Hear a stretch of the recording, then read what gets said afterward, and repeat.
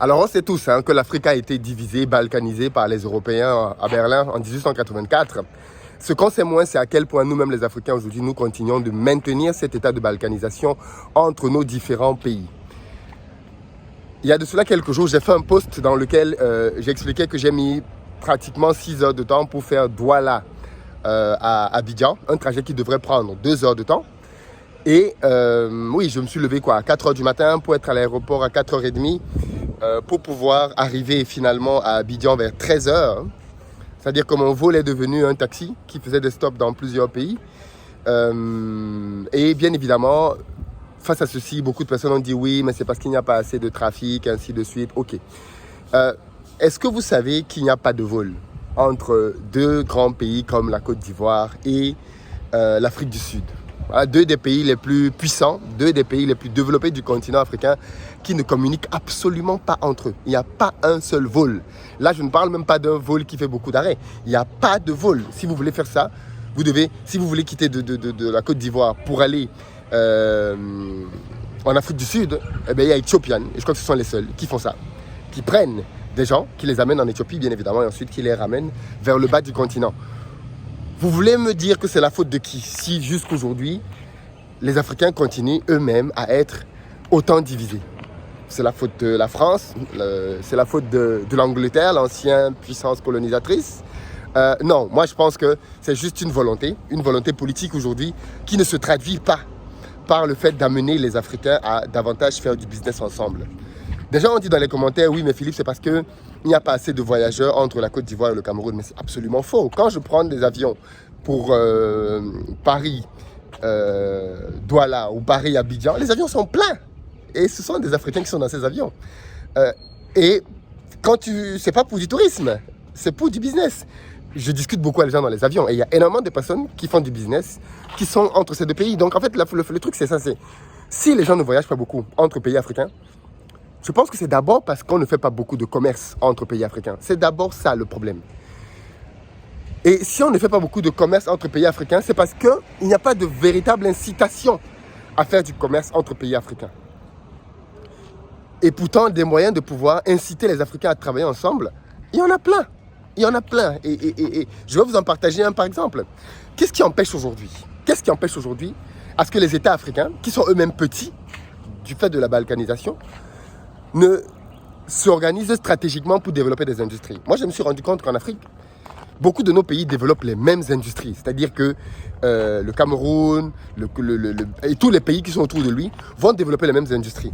Alors qu'il est évident que pour certaines industries, il n'y a pas une taille critique qui permette à des plus petits pays de pouvoir supporter ces industries-là. Vous prenez des trucs comme la cimenterie, vous prenez des trucs comme les télécoms, vous prenez certaines de ces industries. Mais les pays africains gagneraient à se dire, ok, on va se repartir les industries. Moi, le Bénin, je vais faire par exemple, je ne sais pas moi, les télécoms, mais je vais les faire pour les 8 pays qui sont autour de moi. Moi, par exemple, la Côte d'Ivoire, je vais faire la cimenterie et je vais la faire pour les pays qui sont autour de moi, ou 2-3 pays. Et à ce moment-là, on n'a plus besoin chacun d'aller courir pour avoir sa petite cimenterie. On n'a plus besoin de courir chacun pour avoir, je ne sais pas moi, sa telle ou telle industrie. Par contre, vu que on a créé un système de dépendance entre nous, eh bien, on consomme ce qui est produit en Côte d'Ivoire, on le consomme au Ghana, on le consomme je sais pas moi, au Burkina, on le consomme dans les pays qui sont tout autour au Mali. Et ce qui est produit au Mali, on ne le produit pas forcément en Côte d'Ivoire. Et comme ça, vu qu'on a créé une dépendance entre nous, eh bien, ça permet de pouvoir créer de vrais champions locaux. C'est-à-dire qu'on ne va plus avoir des petites industries à gauche, à droite qui essayent de nourrir 20 millions, 10 millions d'habitants. Mais on va avoir des industries qui doivent nourrir 100 millions, 200 millions, 300 millions d'habitants. Et là, tu commences à créer des champions. Tu commences à créer des entreprises qui vont peser lourd dans le game. Tu commences à créer des entreprises qui peuvent compétir à l'international. Mais quand tu crées une petite entreprise qui va nourrir 10 millions, je ne sais pas moi, de personnes dans un pays, et encore, et que le pays voisin crée aussi sa propre industrie, que le pays voisin crée aussi la sienne, au final, on ne fait pas de business ensemble. Et pourtant, en Europe, vous allez vous rendre compte qu'en Europe, on reconnaît les spécialisations. On reconnaît que la Suisse, par exemple, va être très forte dans tout ce qui est horlogerie. On reconnaît que la Suisse, par exemple, va être très forte dans tout ce qui va être chocolaterie. Et pourtant, la Suisse, c'est un tout petit pays. Donc, je pense que les Africains gagneraient en tout cas à développer cette mentalité-là de travail ensemble, de travail en mode on se crée des dépendances. Mais le problème, c'est toujours la même chose, c'est qu'il est politique. Et il est politique. Si on se crée ce genre de dépendance, qu'est-ce qui se passe le jour où le président ivoirien est fâché contre le président malien? Il ferme la frontière. Et donc, oui, pour éviter donc ce genre de choses, eh bien, les peuples se disent, les présidents se disent non, non, non, non, non, non. Je ne veux pas dépendre du voisin, je ne veux pas dépendre de la voisine, je préfère faire mon truc tout seul. Si ça ne marche pas, tant pis. Mais au moins, je suis autonome. Vous voyez? Problème politique. Problème politique qui se retrouve bien évidemment au niveau économique. Donc, moi, cette petite vidéo, c'est juste pour dire que si on veut développer de vraies choses en Afrique, il va falloir qu'on travaille ensemble. Et travailler ensemble, c'est aussi apprendre à créer des dépendances. On peut ne pas être d'accord. Prenons le cas, par exemple, de la France et de l'Italie. Vous vous rappelez, il y a de cela quelques années, il y a eu un gros conflit entre la France et l'Italie, à tel point que l'Italie est venue dire en Mondiovision que la France exploitait ses anciennes colonies avec le franc CFA. Vous vous rappelez? Le premier ministre italien de l'époque avait fait ce genre de déclaration. Et est-ce que vous avez entendu dire que la France avait fermé ses frontières avec l'Italie? Est-ce que vous avez entendu dire que la France ne travaille plus, a remis en cause ses contrats commerciaux avec l'Italie? Non. C'est-à-dire, les Italiens ont beau dire des choses gravissimes concernant la France, ils ont continué à faire du business. Ils ont préservé un certain nombre d'acquis. C'est-à-dire que c'est comme dire, on peut avoir les problèmes, ok, mais les problèmes ne doivent pas nous empêcher de travailler ensemble. On peut avoir des divergences, mais les divergences ne doivent pas nous empêcher de travailler ensemble.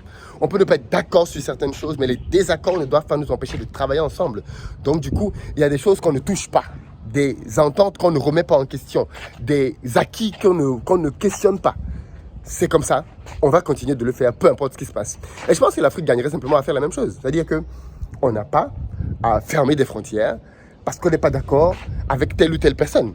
On n'a pas à fermer des frontières parce que les personnes qui sont au pouvoir dans tel autre pays ne nous arrangent pas. On n'a pas à fermer les frontières et ainsi de suite. Mais vous voyez, on fait ça parce que justement, chacun a essayé de faire son petit truc dans son coin pour essayer d'être autonome.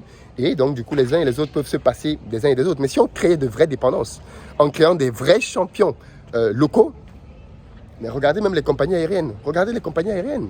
C'est absurde. Vous avez des compagnies, la compagnie camerounaise, je ne sais pas s'ils ont 3-4 avions, la compagnie sénégalaise, la compagnie ivoirienne, la compagnie... Est-ce que c'est nécessaire qu'on ait toutes ces compagnies? On ne devrait pas avoir une compagnie d'Afrique de l'Ouest, une compagnie d'Afrique centrale, une seule, une compagnie d'Afrique peut-être australe. Par exemple, c'est-à-dire une compagnie qui dessert 7-8 pays, qui fait rien qu'en desservant ces 7-8 pays-là. Si on crée du business entre les 7-8 pays, les avions vont être pleins. Les avions vont être pleins à craquer. Les avions vont être pleins à craquer. Donc, le problème, ce n'est pas les avions. Le problème, c'est que on n'incite pas les gens à voyager. Voilà pourquoi les avions sont vides. On n'incite pas les gens à voyager. On n'incite pas les gens à voyager. C'est tout. Si on créait de vrais ponts économiques entre les pays, mais les entreprises allaient voyager. Rien que les entreprises, pour s'établir, seraient obligées d'avoir des bases dans 3-4 pays. Dans 3-4 pays. Et comment est-ce qu'elles communiqueraient? Rien que les réunions des entreprises rempliraient les avions tous les jours. Bien sûr, quand on a une réunion importante, eh bien, les directeurs voyagent de telle ville à telle ville, de tel pays à tel pays. Rien que ça remplirait les vols tous les jours. Donc non, le fait que les avions ne soient pas pleins, c'est la résultante plutôt d'une politique justement, elle qui à mon avis questionne. Aussi simple que ça. En tout cas, moi, c'est ma vision et ma perception de la chose aujourd'hui. Dites-moi ce que vous en pensez, vous. Je pense que c'est un sujet qui mérite d'être discuté, mais je voulais déjà vous partager en amont mes réflexions là-dessus. Allez, à très bientôt, la famille.